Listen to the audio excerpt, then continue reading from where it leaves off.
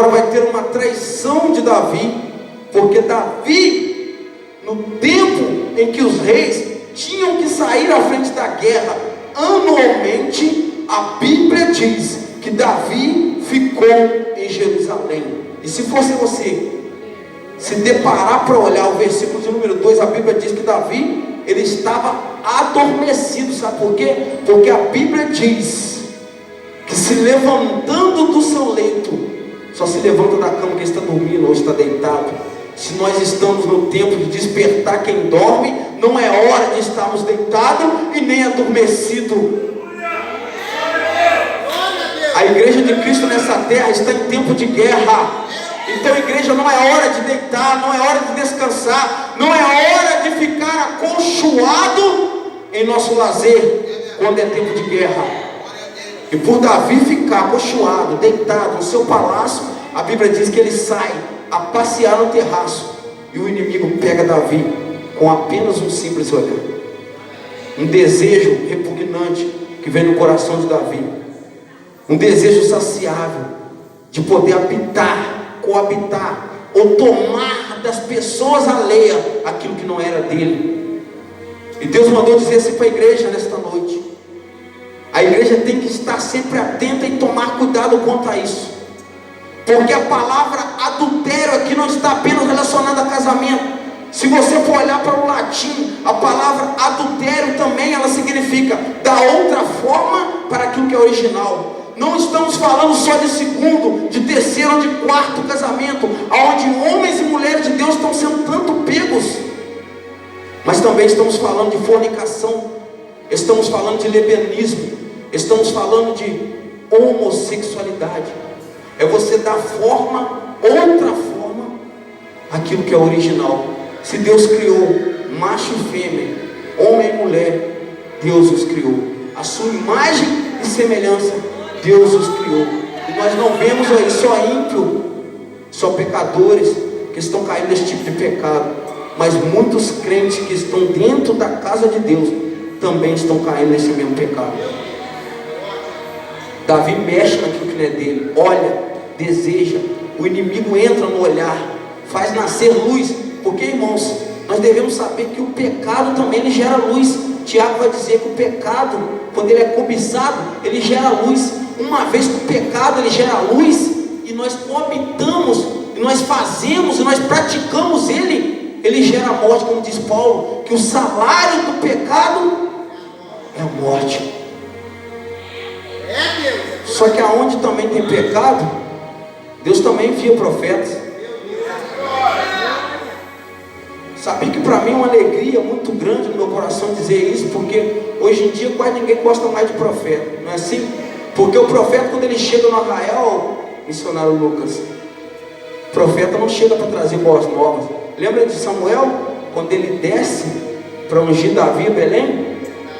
A Bíblia diz que os anciões e também os sacerdotes vieram de encontro a ele e disseram assim: é de paz a tua vinda? Porque quando o profeta está na casa, a vida de profeta não é de paz. Profeta nunca profetizou bênçãos para dentro do povo de Israel. Se alguém achar, pode me dizer, porque eu nunca procurei e nunca achei.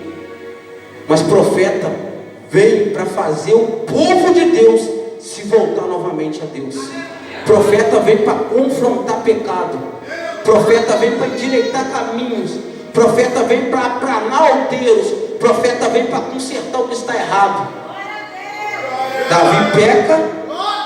Davi era acostumado com o anonimato, né? É por isso que ele tentou encobrir o pecado do adultério contra Betseba.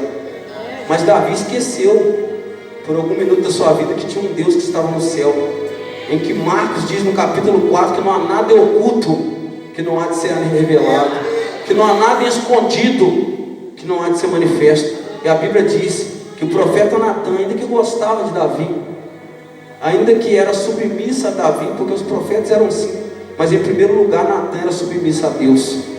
Ainda que Davi talvez não gostaria de ouvir aquilo que Deus mandou o profeta Natan falar, mas ele fala a si mesmo, porque profeta de verdade não fala aquilo que agrada ao povo. Profeta de verdade não fala aquilo que enche o ego, que mexe com o eu. Mas profeta de verdade, ele fala aquilo que Deus manda dizer. Ele fala aquilo que Deus manda falar. Profeta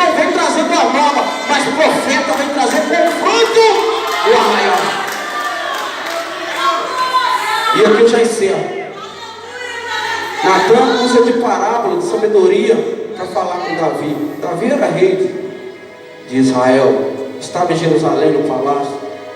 Natan vai dizer assim, ó, tinha um homem que possuía muitas ovelhas, mas ele pegou a única do seu vizinho. E para você ver como é que Deus ele é tão misericordioso, que Deus ele não nos condena muitas das vezes pelos nossos atos, mas pela maioria das vezes Deus nos deixa se condenarmos por eles. Porque quando Natan fala da parábola para Davi, o próprio Davi com a tua boca vai te condenar. Davi diz: que homem é esse que tomou a única ovelhinha desse homem pobre, matou e deu para o viajante? Esse homem tem que pagar 4 vezes mais caro do que ele fez. E o profeta, acredito eu, com o dedão dentro da cara de Davi, dizendo assim: ainda que você é rei, mas esse homem é você. E sabe o que me traz um confronto muito grande no coração, que é difícil dizer isso aqui?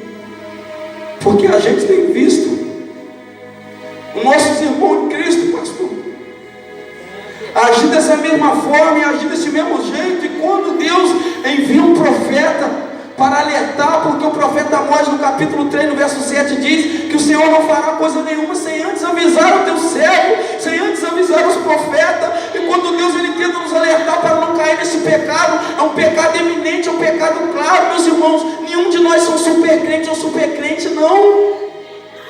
Todos estamos sujeitos a falhar, estamos sujeitos a errar. Mas quando Deus envia um profeta, eu peço à igreja, pelo amor de Deus, aceita a correção do profeta. Aceita o que fala o profeta, porque o profeta não é um homem que fala por ele, mas o profeta é um homem que fala por Deus. E Davi sabia muito bem disso, porque Davi falou: eu pequei contra o céu, pequei contra o meu Senhor.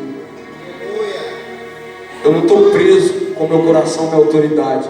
Em outras palavras, Davi estava dizendo: o reinado é bom, mandar é bom, ter pessoas a minha voz, vai e volta, é muito bom. E no Salmo 51, no verso 11, ele diz assim: tira tudo, tira o reinado, tira a coroa, tira o palácio, tira a autoridade, tira os cavalos chiques, tira os carruagens chiques, mas Senhor, não repulsa de mim o teu Espírito Santo, não retira de mim a tua presença. Davi sabia que o reinado nesta terra não era nada. Davi sabia que muitas das vezes a autoridade que o homem tem nessa terra o leva ele a se corromper. Mas Davi sabia que ainda sem a coroa, Davi sabia que ainda sem o reinado, Davi sabia que sem a autoridade ele ainda continuava sendo Davi, mas sem o Espírito Santo Davi não era ninguém. E é o que nós devemos estar atentos a cada dia. Perca tudo, irmãos. Perca carteira, perca lugar, perca nome, perca status, perca fama, perca tudo nessa terra, pelo amor de Deus, mas não perca a presença do Espírito Santo. Eu digo isso aqui com toda a autoridade do Santo Espírito de Deus. É por isso que Ele está aqui nesta noite, porque ainda nós temos a presença dEle em nosso meio. Sim, eu agradeço a oportunidade já, agradecendo pela uma rica oportunidade, em nome de Jesus.